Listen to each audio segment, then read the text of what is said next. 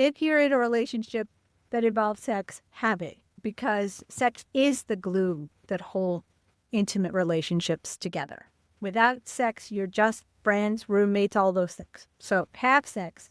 So my good friend Ellen Dorian, host of Make More Love, thank you so much for joining me on Podcast Junkies. Hey, Harry. This has been a long time coming. We've been friends for so long, and I'm really looking forward to sharing your podcast journey because we've been on an entrepreneurial journey, probably going back to 2015, I think. So we can talk about a lot of those things. But as the host of Make More Love, I thought it might be nice to jump into a quick tip for the audience on something they can do to improve their current relationship. Okay, great.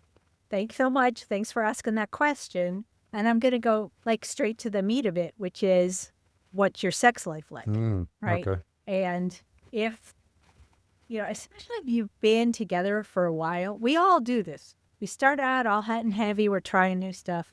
And then over time, we find some stuff that works and we stick with the stuff that works. And it's really nice and it's reliable and it works. I mean, for a lot of people, right? It works. But no matter how well it works, in the long run, it does get old. Yeah. So my hot tip for you is, first of all, have sex. Yeah. But, we kind of start there. Have sex. That's a good start. If you're in a relationship that involves sex, have it. Because sex is the glue that hold intimate relationships together. Without sex, you're just friends, roommates, all those things. So have sex. And then no matter how good and comfortable it is, and no matter what a good routine you've gotten into, try something different at least once a month, right? Or 1 out of every 5 times you have sex, no matter how many times you have sex, right?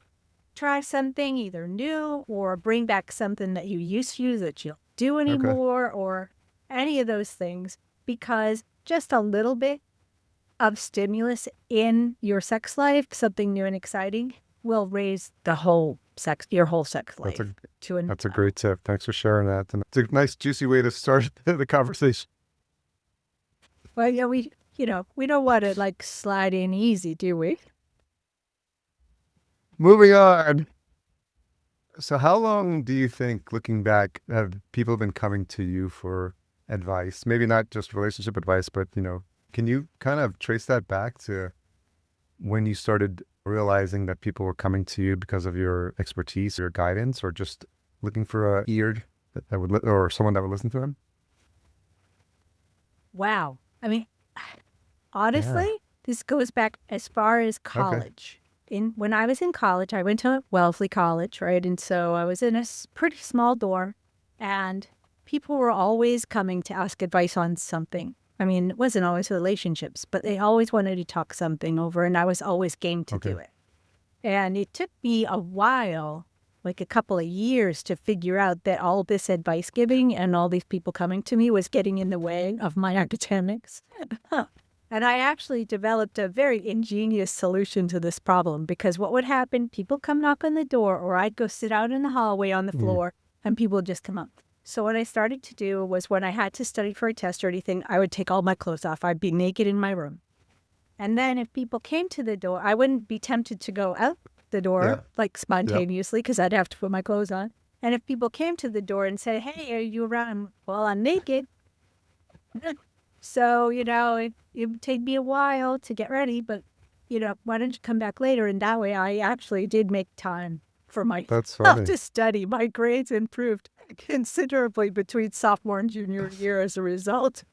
Who would have thought that all you had to do to improve your grades was to take your clothes off?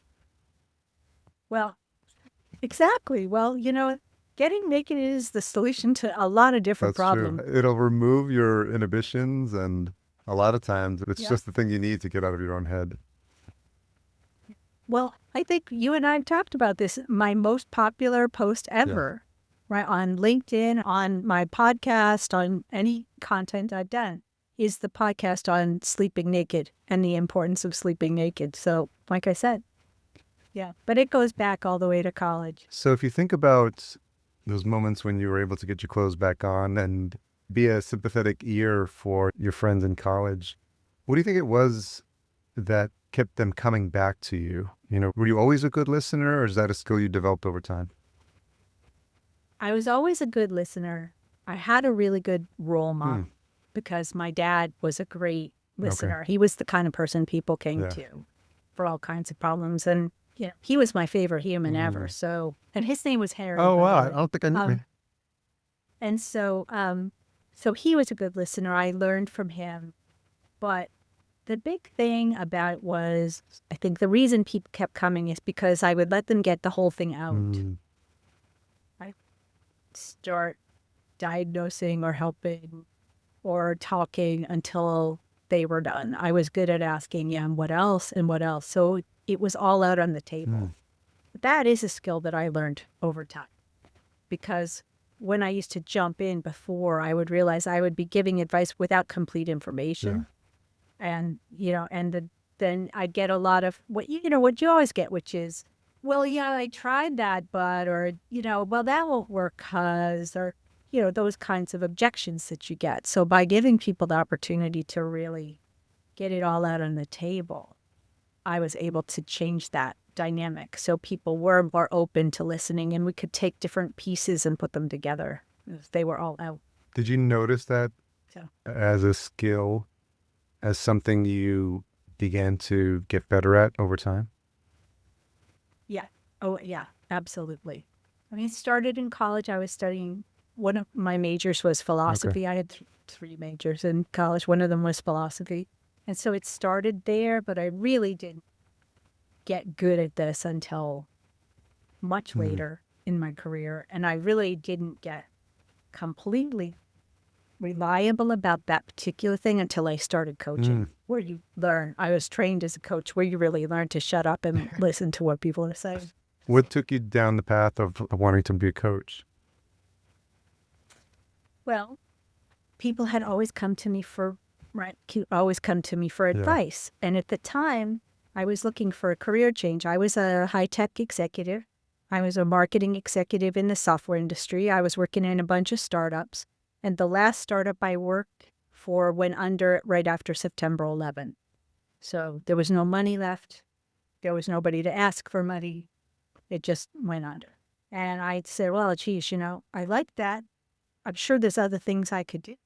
So I looked into a bunch of different ideas, office coffee supplies, in artisanal chocolate making, all kinds of things. And then I found out that there was this thing called coaching. Yeah. And I was like, okay, well, that's cool. It was personal coaching. I was like, well, that's cool. I love the idea, but that's a little too warm and fuzzy for me, because at the time I was like embedded in that corporate mindset. And then I found out there was business coaching. I was like, oh, sign me up. And so I did. I went and apprenticed with a business coach. And then I took formal training as a coach. And then I got into coaching. And what I quickly found out is that I was in there to do business coaching and strategic planning, and I was talking to everybody about their relationships. You're back to that college role. And it was just, because you and I have talked about this a lot. Business owners get involved in running a business, and it gets in the way of them having great relationships. And, I would be working with these guys. I specialized in working with construction business owners. Commercial construction business owners. They had pretty big companies, and their relationships were really taking a back seat. Some of them, they weren't even in the back seat. They were in the trunk. Right. So, and it made it hard for them to focus and to feel like they could do what they needed to do with the business, because there was this constant pull to be a better husband, to be a better father, to be more present. And they just felt that constant pressure to do that. And distracted them. So I started working on a holistic basis with all my clients, and with all the ones who wanted to, and we would start addressing the relationships. And they trusted me already because they were already working with me, and that helped, because a lot of them really weren't comfortable with going to therapy, right? They would talk about going to therapy, and one of my clients said, look, it's too much time, it's too much money, it's too much talking.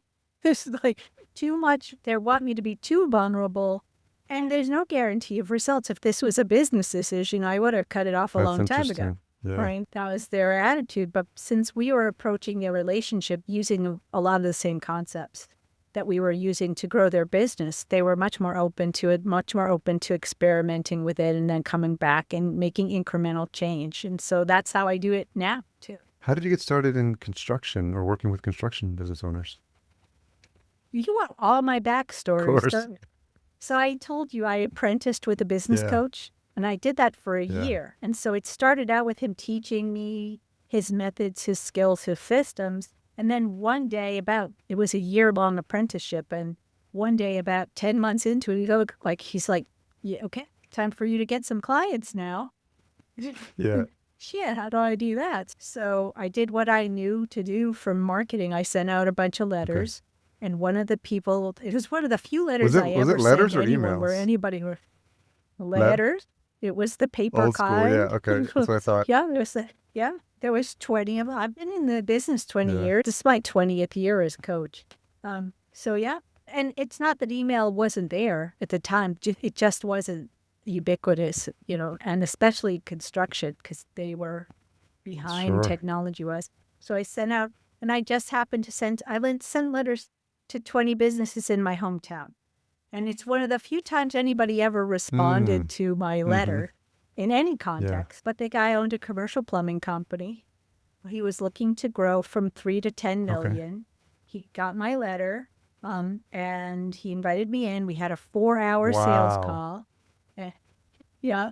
And he hired me, and he happened to be the volunteer chairman for a trade association for construction Wow. companies.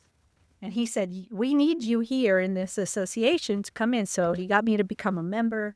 And then he talked about what we were working on. And that's how I got in. And then I ended up with all construction company clients pretty That's much. crazy. Do you remember the contents of that letter? Not all of it, but I do remember the letter had to have a sticky note on it. That was part of the system. Okay. And it said, in business, there are reasons and results. And without the results, reasons don't matter. That's what the sticky note said. Oh, interesting. It's so funny because all the stuff that's old is new, like vinyl. Now people are like getting back into vinyl, and they're like all the analog stuff. So I'm wondering if we're going to have a return to direct mail, because I've begun considering it for my business. I was going to put a proposal together, and I saw that I was on their website, and I saw their address, and I was like, I'm going to print this out and send it to them. I haven't heard back from that one person, but I'm wondering, sometimes what's old is new again. And that's the type of stuff that gets people's attention. Yeah, I agree. If it doesn't look like junk mail, you might just be able to make some headway that way. Because look at your mail today. All my mail is junk mail. Yeah. It's junk mail, or it's invitations to weddings or baby showers or or wedding or big wedding anniversaries or something. That's it. That's all I ever get. So it's worth a try. Yeah. It's worth a try. Nice paper, Handwritten. with a real sincere handwritten letter. I have a friend who sends handwritten postcards. Okay. Like every couple of months, she just sends them saying, "I'm thinking of you. How are you That's doing?" nice. And she does it for no reason. She started doing during COVID. That's a good habit. So when you were brought into this organization and you started speaking to these business owners, I imagine the majority of them were likely male. Is that true? Mm-hmm. And Yes. Yeah. you started talking about business stuff with them. And then I feel like it pivoted then. Once they had the Ellen Dorian ear and they realized you were a good listener, I imagine they probably started sharing more than their business issues with you. Well, that's it. And look, I'm not going to paint all men with the same brush, but for a lot of men, they don't trust advisors easily.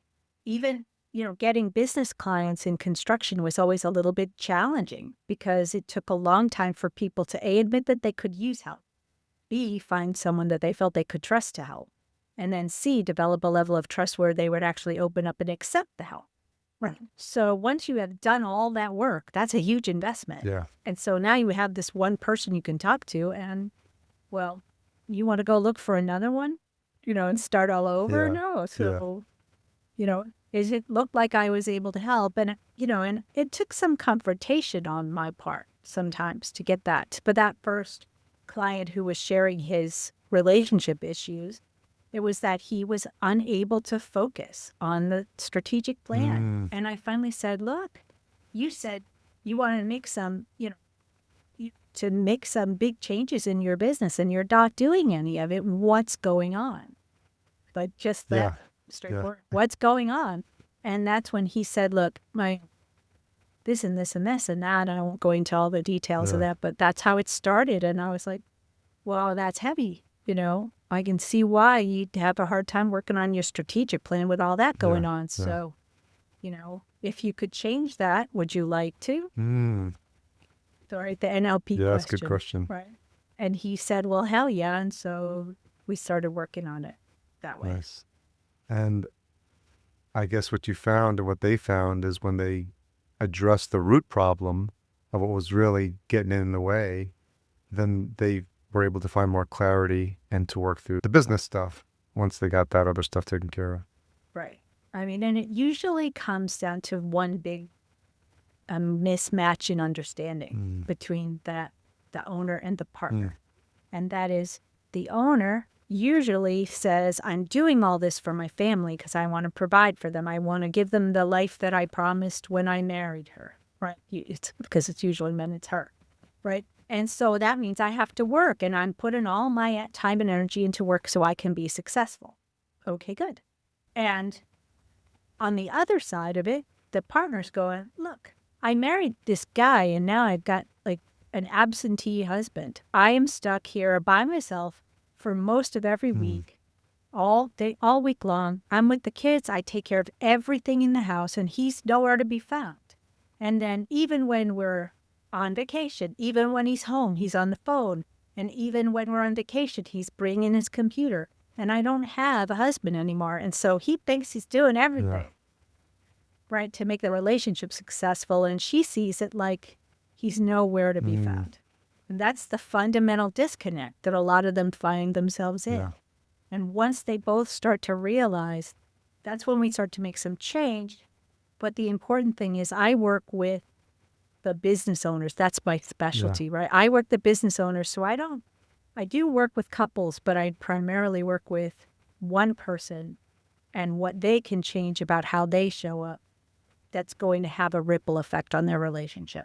It's not like couples therapy and it's not that, because there's too much he said, she said when you get two people in a room. For sure. That's a different kind of therapy. It's the traditional kind, right? But most men, now, I'll say that the group of people that I work with skews toward traditional kind of alpha-centric males, right? But most of them will not admit that they're doing anything wrong in front of anyone else. So the only way to get them to see that there are changes they could make, I won't say that they're wrong, but that there are changes they could make, is for them to be in a completely safe space. And generally that's one-on-one. Okay. Are they able to then finally confront those hard questions when they're in that safe container with you? Oh, yes. Oh, yeah. Well, I have a completely non-judgmental approach to things. I used to say that you couldn't shock me, but then some men were just taking that as a challenge. So I don't really say that. Yeah. What I do say is you'd be surprised at all the things that I have heard about or that I know. So maybe even a few things that you've been worried about talking. Yeah. I'm sure that's resonating with someone that's watching this right now. I imagine as you started having these conversations, you probably started noticing trends. And some of these men were saying and repeating the same things over and over again. Oh, there are tons. Yeah. Well, the one I talked to you about is the first one. The other one I noticed is the 3-year threshold. So another big one is the 3-year threshold.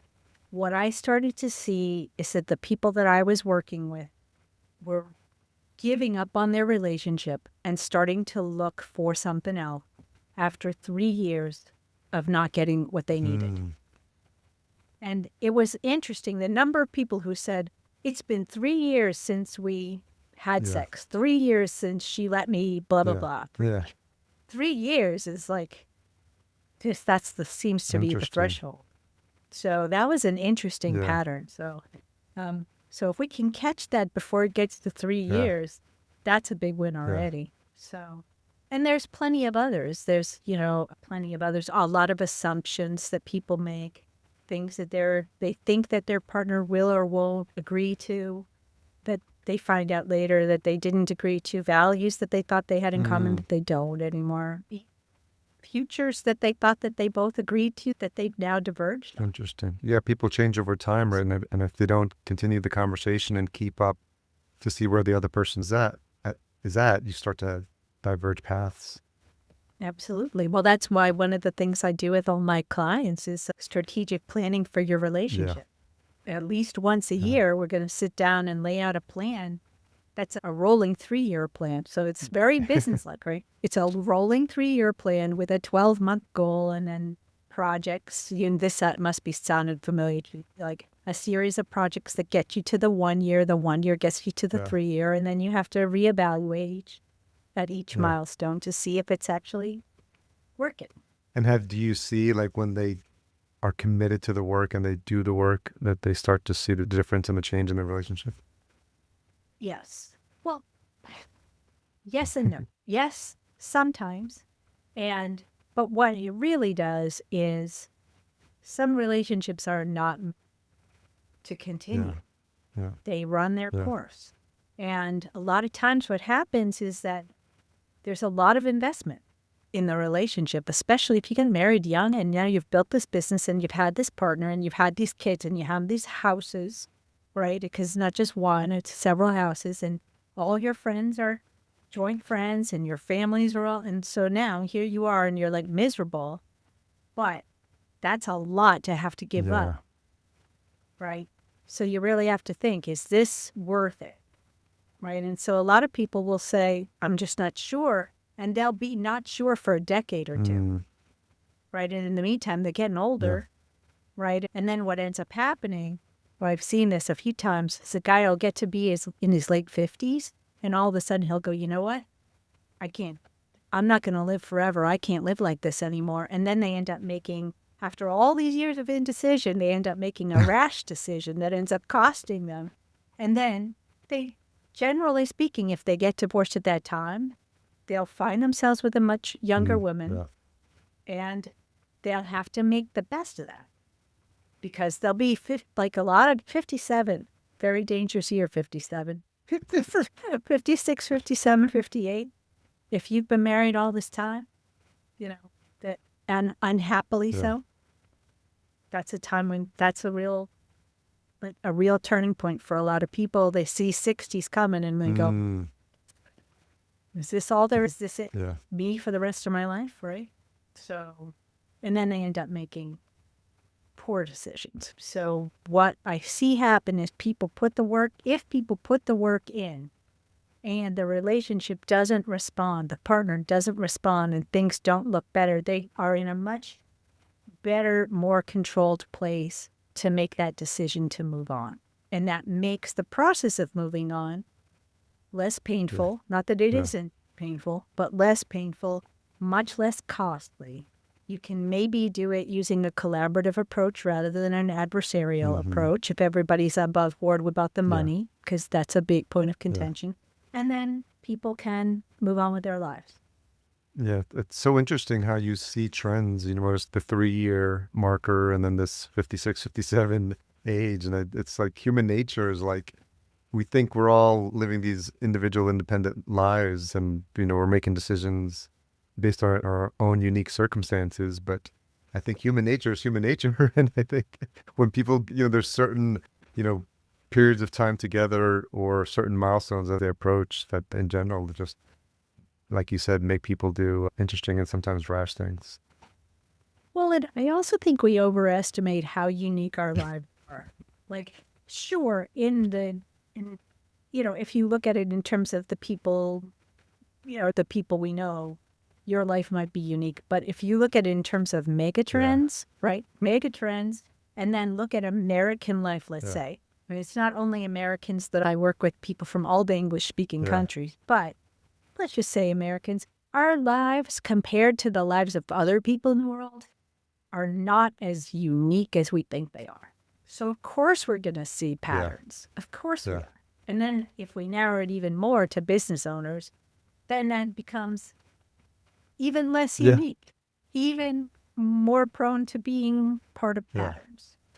So, Yeah, it's interesting because I know folks that are business owners can definitely relate. If you let it all consuming, and we've been together, friends through our entrepreneurial journeys. I think we met in 2015 through our mutual coach, I think Taki that's Moore right. and Black Yeah. Belt. And it was interesting at the time because I was coming out of corporate and I had no idea what entrepreneurial life was. I mean, besides a couple of things I'd been dabbling in. So I call it my digital Narnia moment when just come into this world and, you see all these 6-figure, 7-figure business owners and you're like, who are these people? I didn't even know these people existed.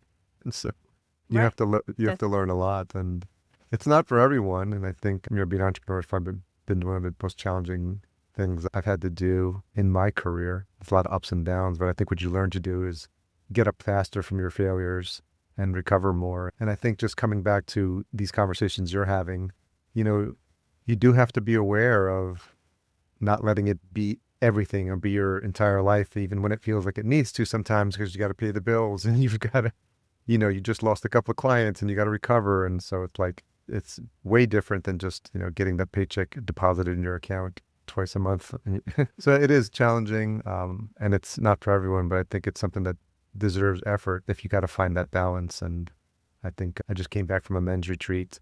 I've been to another one a couple of weeks ago, and it was helpful because I had the phone off for 3 days, Thursday to Sunday, and it was just a reminder of how much it's a part of me and almost like a third limb. Like I was reaching for it a couple of the days, like on Friday and Saturday in my pocket, and I was like, oh, it's in my bag and it's off.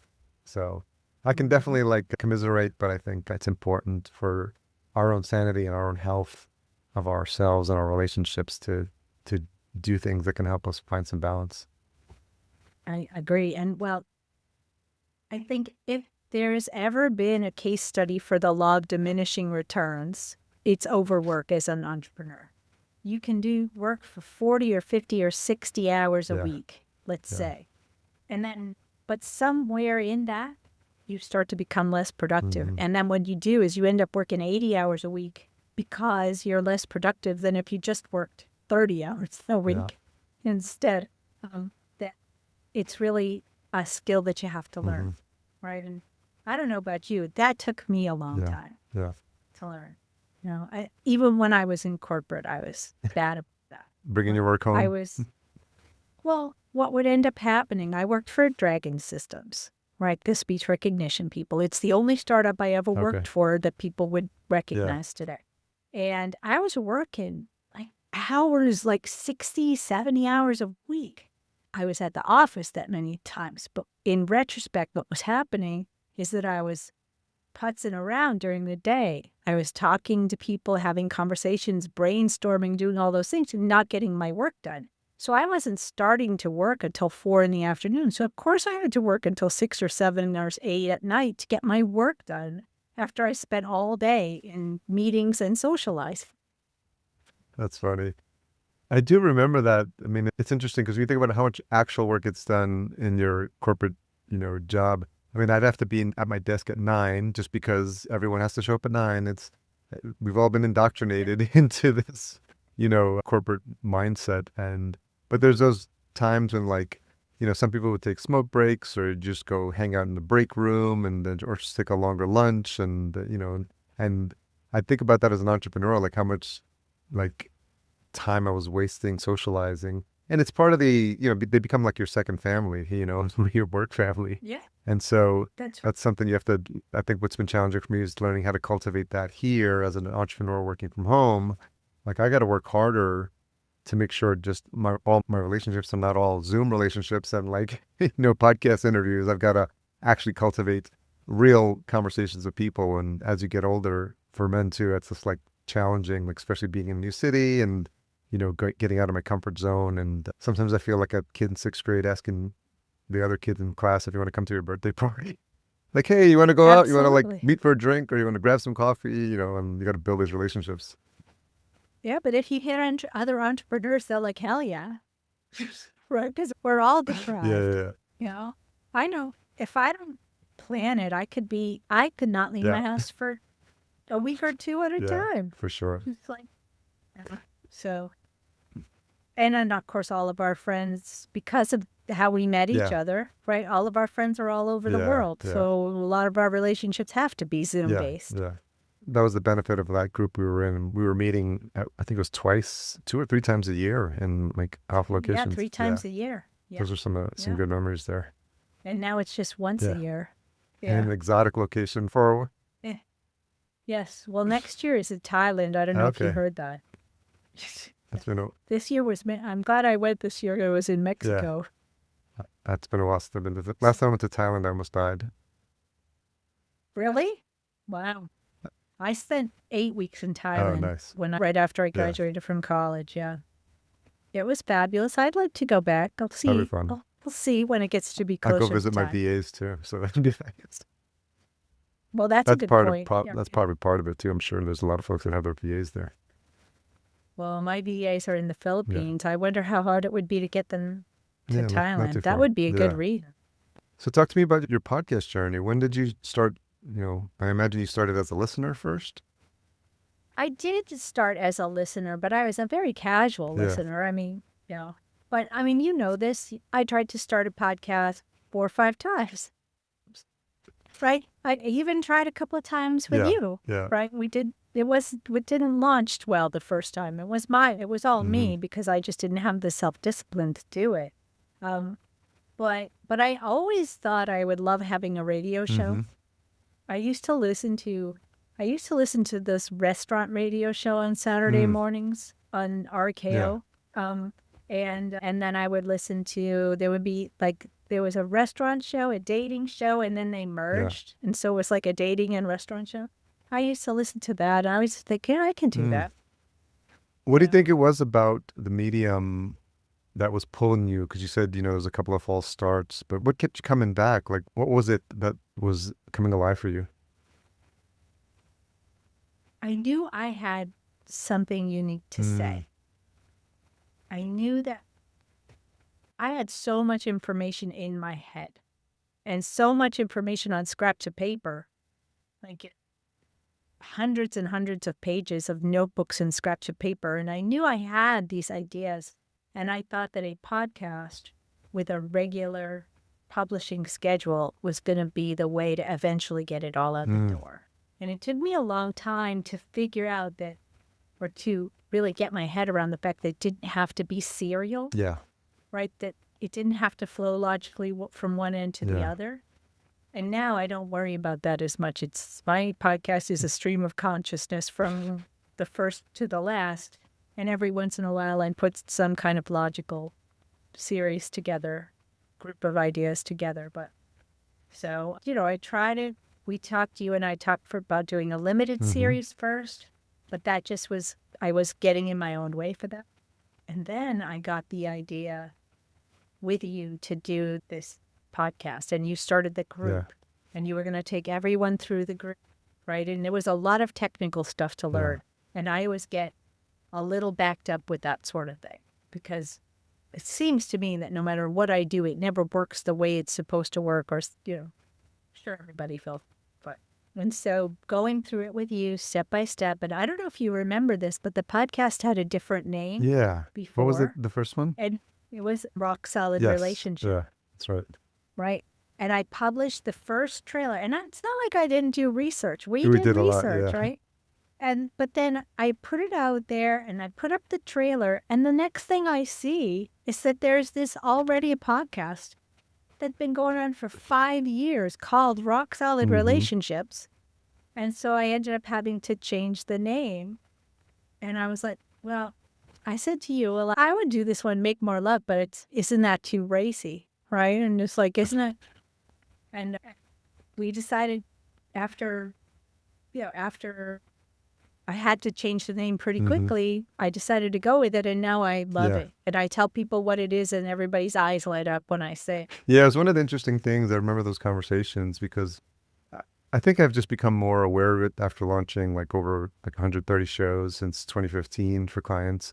And I wasn't as focused as it in the beginning, but as you start to learn how people discover shows, what fields are SEO available in a Google search. There's only 3 for podcasting. There's the title of the show, the name of the show, and then there's the author tag, and then there's the title of the episodes. So what I started to learn is that making them outcome based, so that when, like, the minute people see the name, and yours is called Make More Love, it's like, okay, like there's no doubt about like, what the show's about. And it really, entices people. It's a little, in this day and age, it's probably not really racy Really racy. considering what else is out there now. Yeah. But I think it's one of the best ways, and how I continue to coach, students and clients, is like, people should see it and right away know like what it's going to be. Like, it does what it says on the label, like they say. And then we also talked about like making the episode titles outcome based too, so that people, what's happening is people are going into Spotify, they're going into Apple, and they're searching for pain points, like troubled relationships or entrepreneur relationships, or, just like, business owners as my partner, or just, they're like looking for these things. And, I know some of these are topics you've covered. And so what was it about all the kind of being able to pull all the systems together and helping you with like reduce the tech overwhelm, how was that helpful to keep you moving forward, and get you publishing as opposed to like the previous false starts? Well, if it weren't for the group, I think having the group really helped. Yeah. You ran a weekly group, right? And everybody was doing it, if not together, at least close somewhat close together. Yeah. Right. And so I think that helped, because then we were looking at trailers one week, and we were working on our trailer, and then we were working, or titles or covers or whatever it was. So one hurdle after another, because every one of those things had been a hurdle. Every single one, right? I mean, people think, oh, when I'm starting a podcast, what do I need for a microphone? It's like so far down the line. Yeah, of course. Compared to all the other stuff that you need to do first, right? And I still need to go back and rewrite my podcast description. Like, when I look at it now, it makes me cringe. When I wrote it the first time, I was like, and now it's like, oh. But having that group of people, that cohort, where we work through all those issues together, having the support of those people. Several of the people in our group listened to every episode and gave me props, and and promoted it and liked it and reacted and all those things. And that was awesome. But the important thing was having you to talk to every week and say, this is what I'm dealing with, this is what went wrong, or this is what I'm trying to figure out, and what does this mean? All of that. So it's like you knocking the blocks down every week that made that work. And you and I had been friends, and you had been helping me as a friend, but this was more structured, and I think that made the difference. And now, tomorrow, I'm dropping episode 70. Wow. Yeah. Congratulations. Yeah. So, and I just started in October. I'm going to 2 episodes a month instead of weekly, because I'm going to be doing more other kinds of content. Okay. So I'll be doing more videos, and I'm going to be doing, more various kinds of different kinds of clips and shorts and that sort of thing on other platforms. And so in order to make time to do all that, I decided to cut back. But all of that is driven off the content of the episodes. So that the episodes come first and the rest of that comes after. So you started with solo content, and then you started moving into interviews. How did that process go? I love doing the interviews. I love doing them, but I quickly learned that there's a whole new level of tech. And I had a lot of tech problems. Like, one of the interviews, the favorite part of my favorite interview I've ever done, I never published because I can't get it to work. That was the one with Kylie Ryan. That was the part 2 of Kylie Ryan. I've never been able to get it working. And then I've said I'm going to do more interviews, but getting them lined up is a little bit harder these days. I think during COVID, it was a lot easier to get people. Yeah, of course. And now everybody's super busy, but I'm trying. And I'm always on the lookout for someone I think would be a fabulous podcasting partner, because I really feel like a partner co-hosted podcast on this topic would really be, it would take it to a new level. Sure. Someone to bounce ideas off of. Yeah. somebody with a totally different perspective. And so I'm always looking for someone. I have a couple of ideas in mind, but I'm not going to say because I haven't asked them yet. Well, first you got to get them on as a guest, and then you could see what the Right. dynamic is like and see what the banter is like. And a lot of times that's a good way to see how well you work together and how you work off each other. It's true. Well, and after my first podcast interview, I had like 4 hours of content, and so now I have a rule that all my interviews are 2 episodes, and my episodes are 15 minutes. My solo episodes are 15 to 20 minutes, and my interviews are 25 to 30 minutes. So if people are listening to an interview, they know that it's going to be longer, and they know that there's going to be 2 parts. And so that helps me organize it better. But editing that thing was awful. It was so awful. Does it get better now? It was so difficult. Well, I haven't, no, because I have to try it. I'm not going to say what I have trouble with in the tech, but I've been having trouble with the tech, but for these kinds of interviews. The one that I did with Manny Wolf was a little bit easier. It still took a lot of time, but that one I used the tools for multi-cam, multi-speaker, and I was able to do that. That first one was on Zoom, and so it was a single stream. It was really nasty, right? I use Descript, as you and I know, and I would not be able to do the podcast or really any other content without Descript. Great. It is great because it allows me I don't have to worry about what I say wrong. I can edit things. I can change things. Now with the AI voice tool, I can, it's gotten pretty good, not only at my voice, but also at inflection. Oh, good. I haven't tried that new version recently. So it's gotten good at that. So I don't have to worry so much anymore. So if looking back, I'm sure now that people know, and I get this all the time when they find out you're podcasting, what advice would you give someone who was in your shoes, whether they're thinking about starting a show or, struggling to figure out if a podcast is for them? I would say, well, it is fun. Yeah. Podcasting, if you think you have something unique to say, podcasting is fun. If you just like talking, podcasting is fun. But also, let's see, what else could I say about it? There's so many things to say about it. So but you've also got to be ready to make it your number one priority.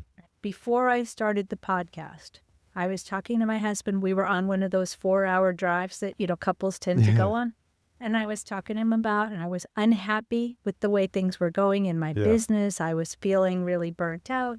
He asked me what I really wanted to do. And I said, well, I always wanted to do a podcast. He says, I think you'd be great at it. I said, there's no money in it. He said, so what? Go do it. Have fun. We'll figure the money thing out. And so there was that.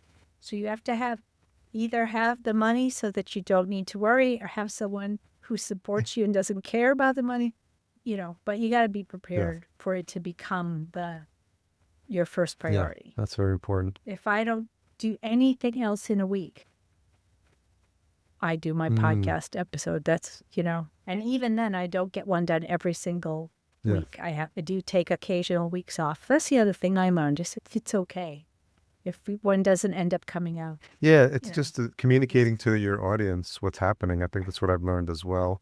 And I think I don't know that I'll ever stop this show, because it's just a beautiful way for me to connect with friends, connect with podcasters, meet interesting people, and the only entry ticket is that you have a podcast. So it's and it's a great door opener. I bank with a company called North One, and I saw that the CEO of the company, of the bank, had a podcast where he interviews entrepreneurs. And I saw that on the website, and I was like, I pinged him on LinkedIn. I said, hey, Eitan, I'm a customer of North One, and I also, interview people who have podcasts. Would you like to come on my show? And he came on, and it's just, so interesting, because I like, talking to people from all walks of life and doing different things. And it pushes me out of my comfort zone about, like, for some people I'm very comfortable talking to, like, friends like you and I have been for a long period of time. They're more relaxed and conversational. And others where I'm meeting them for the first time, but I have to give it a different type of attention and just ask, more open-ended questions and maybe do a little bit of research. And so they all sort of keep me on my toes in different ways. But it's just a beautiful skill set. I'm closing in between both my shows on 500 interviews. Wow. That's amazing. And it's That's just, it's something. made me a better listener, and hopefully some of that is translated into real life and a better communicator and just being more naturally curious about people and how they ended up where they ended up. So I think I call it your virtual stage. You can decide who you want to invite on and also who you want to be, build a relationship with too. Because a lot of times now with business owners, I'm like, hey, maybe you can talk to your ideal prospect and, always be thinking about how you move people from becoming a listener to like an email, and do you have a lead magnet, and just kind of thinking about those things that a lot of times most podcasters don't give a lot of thought to. So, Well, this is very true. And what you said did remind me of something else that I could say about when you're starting out. So my favorite podcasters are like the biggest names in the business. The Diary of a CEO podcast, Yep. Mel Robbins podcast, and Trevor Noah's podcast. Yeah. And if I just listened to those and said, I want to be like that, I would fail. I wouldn't get started because there's no way I'm going to be able to do it like that. Sure. Right? So just like there are master, virtuoso musicians, there are virtuoso podcasters, and you can't compare yourself to that. But funnily enough, the one who inspired me to do it the most is Arnold Schwarzenegger. I don't know if you've heard his podcast. No, I haven't. He does a daily 7-minute Really? podcast. That's so funny. And it's, I forget what it's actually called, but he calls it your positive quarter of the internet. And he just goes on. There's no music. There's no intro. There's just welcome to blah, blah, blah. And then he goes for 7 minutes.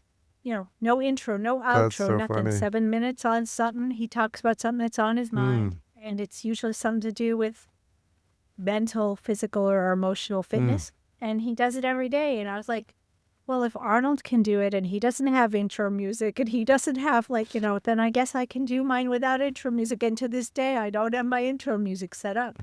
I picked out the clip and everything. I just never.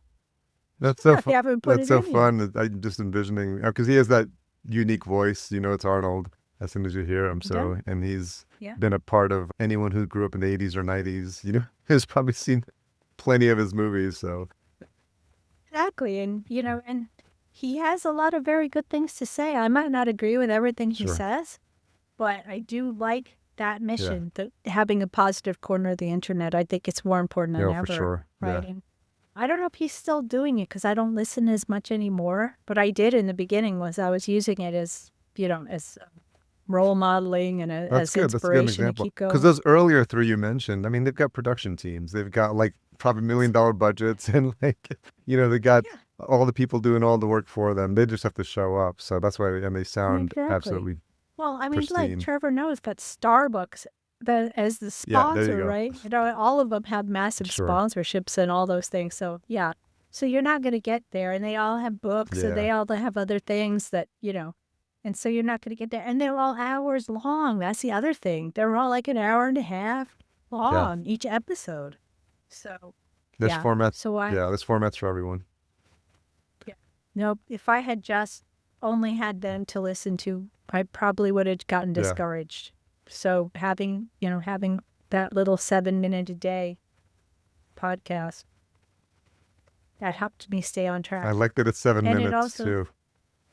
Yeah, 7 minutes every day. 7 minutes. One of the things that new podcasters, they ask a lot is like, how long should my podcast be? And the best answer I've ever heard is that every minute of your show should be adding value to the audience. And you can define that however you want. If you have a 3-hour-long conversation like Rogan does, and you have an engaging guest, and I've listened to episodes on these ancient civilizations, and I'm glued to my headset.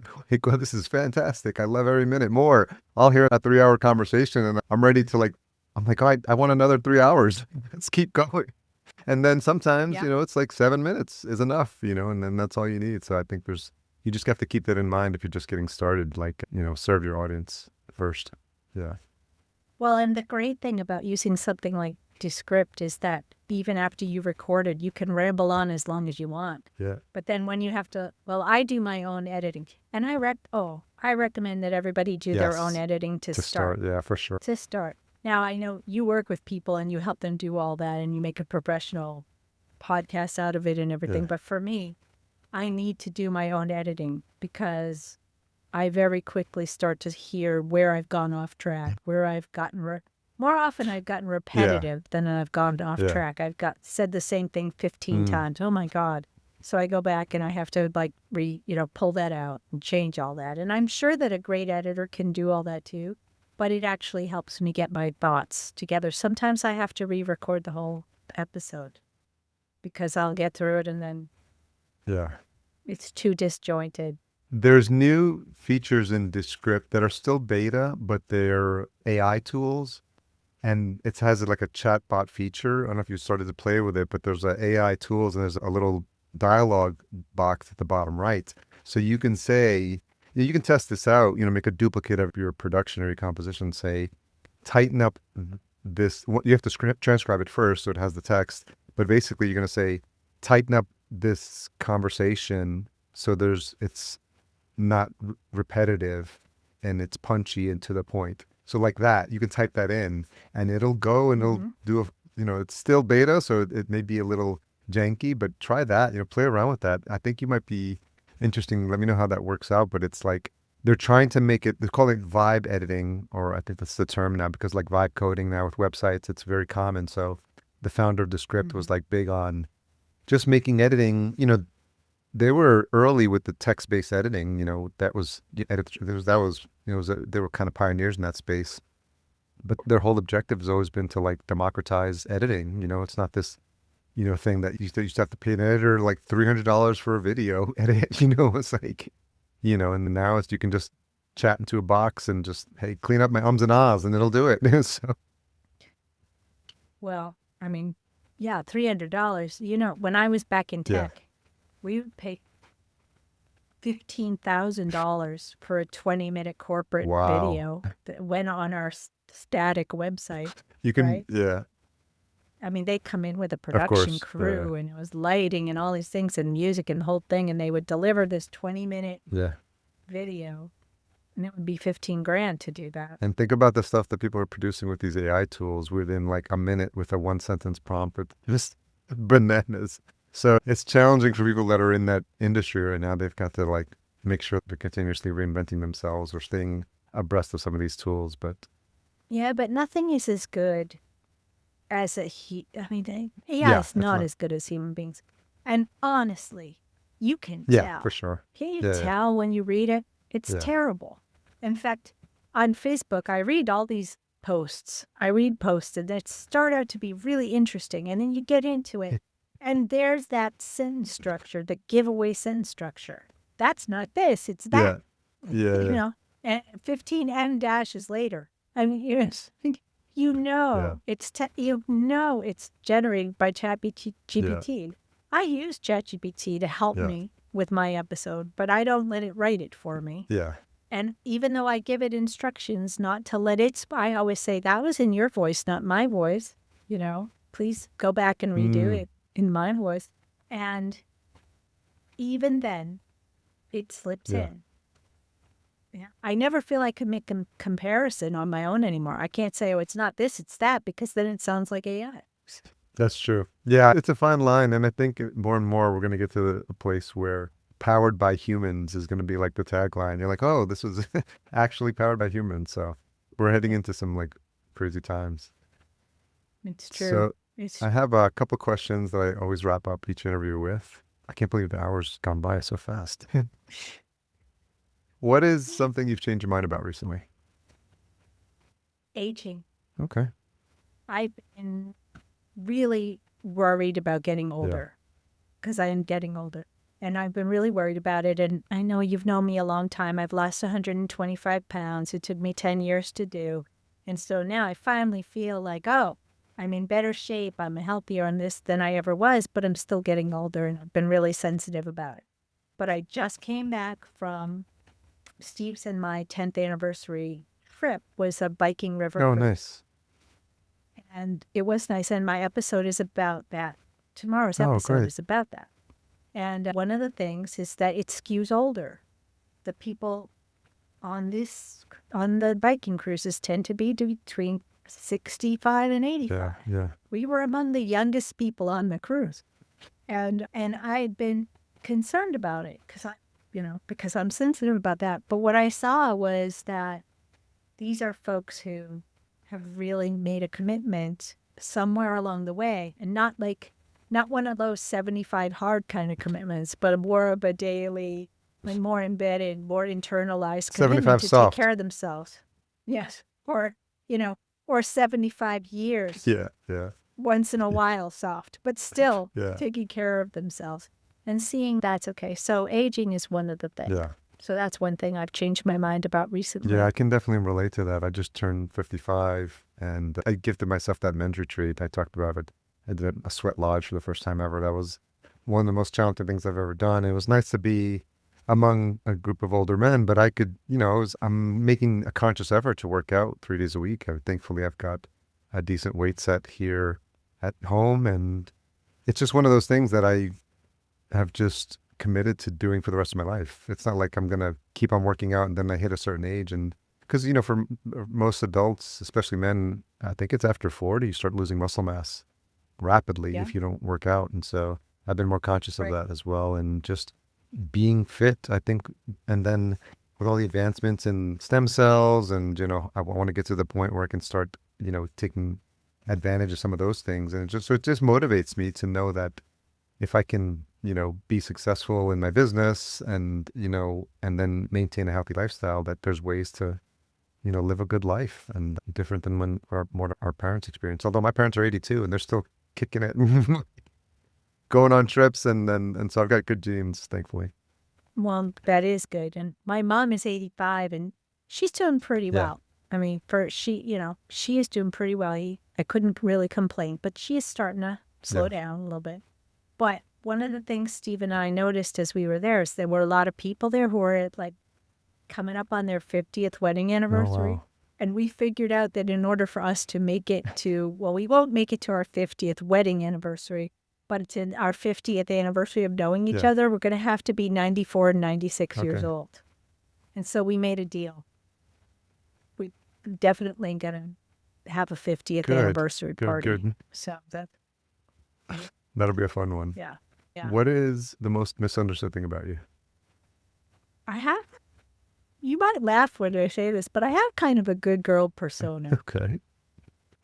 You know me better than this, right? But I do have this kind of a good girl image. Yeah. I'm a nice girl image. Yeah. And not true. Not true. I'm dirty and I'm snarky and I'm lazy and a bunch of other things. Funny. So.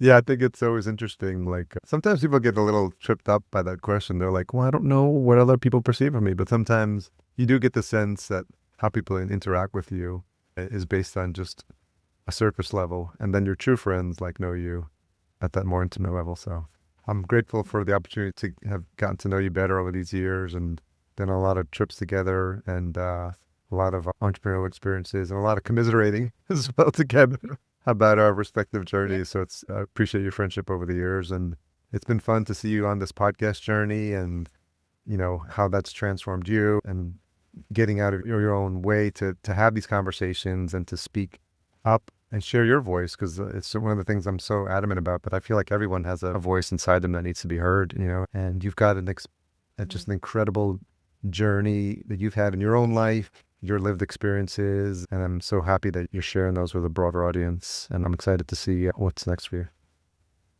Well, thank you so much, and I'm just so excited to be on this. I mean, I would never have been able to guess 3 years ago that I would be interviewed on a show of people who had podcasts. Yeah. So, and thank you. I can't thank you enough for getting me, staying with me, keeping on me, helping me, supporting me, getting me to the place where I can publish podcast every week or two. That's awesome. Where's the best place for folks to hear the show? So you can hear it on wherever you listen to your podcasts. Yep. But if you want to find that, go to makemorelove.show and then pick your platform and subscribe and listen, or you can listen right there on the website. Okay. Or you could go on YouTube. So we have it everywhere. I love that we've got that URL too. It's one of the things I'm so adamant about. Just make it an easy to remember URL, and makemorelove.show. It's just the perfect URL. perfect one for the show. Yeah. So we'll have all those links in the show notes. Thanks again, Ellen. Really enjoyed this conversation. Thank you again, Harry.